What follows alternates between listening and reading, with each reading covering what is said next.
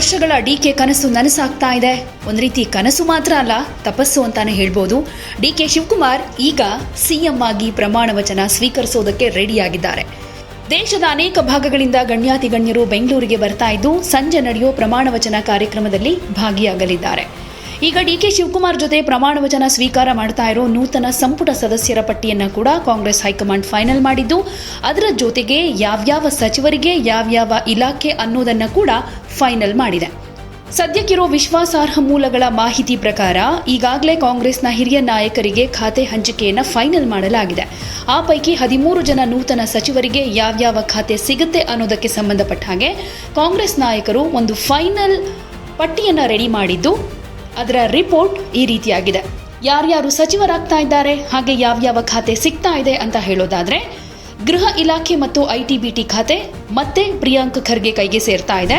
ಇನ್ನು ಕಂದಾಯ ಇಲಾಖೆ ಡಾಕ್ಟರ್ ಜಿ ಪರಮೇಶ್ವರ್ ಪಾಲಾಗ್ತಾ ಇದೆ. ನಗರಾಭಿವೃದ್ಧಿ ಹಾಗೆ ಹಿಂದುಳಿದ ವರ್ಗಗಳ ಕಲ್ಯಾಣ ಈ ಇಲಾಖೆ ಡಾಕ್ಟರ್ ಯತೀಂದ್ರ ಸಿದ್ದರಾಮಯ್ಯನವರಿಗೆ ಸಿಗ್ತಾ ಇದೆ.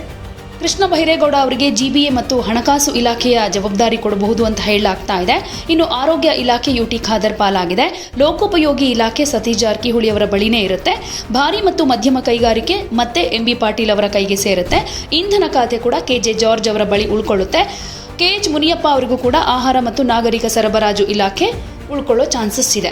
ಸೊ ಮೂಲಗಳ ಪ್ರಕಾರ ಸಿಎಂ ಸೇರಿ ಒಟ್ಟು 14 ಮಂದಿ ಪ್ರಮಾಣ ವಚನ ಸ್ವೀಕಾರ ಮಾಡಲಿದ್ದು, ಜಾತಿವಾರು ಪ್ರಾತಿನಿಧ್ಯದ ಅಡಿಯಲ್ಲಿ ಕಾಂಗ್ರೆಸ್ ಹೈಕಮಾಂಡ್ ಸಚಿವ ಸ್ಥಾನವನ್ನು ವಿಂಗಡಿಸಿದೆ.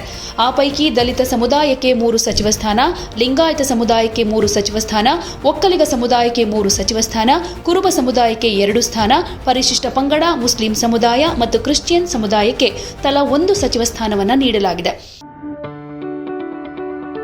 ಯಾವುದೇ ಸುದ್ದಿಯ ಅಪ್ಡೇಟ್ ಅನ್ನ ಮಿಸ್ ಮಾಡ್ಕೊಳ್ಬಾರ್ದು ಅಂದ್ರೆ ಈಗ್ಲೇ ಒನ್ ಇಂಡಿಯಾವನ್ನ ಸಬ್ಸ್ಕ್ರೈಬ್ ಮಾಡಿ. ನಿಮಗೆ ಬೇಕಾದ ಭಾಷೆಯಲ್ಲಿ ಎಲ್ಲಾ ಸುದ್ದಿ ತಿಳಿಬೇಕು ಅಂದ್ರೆ ಒನ್ ಇಂಡಿಯಾ ಆಪ್ ಅನ್ನ ಡೌನ್ಲೋಡ್ ಮಾಡ್ಕೊಳ್ಳಿ.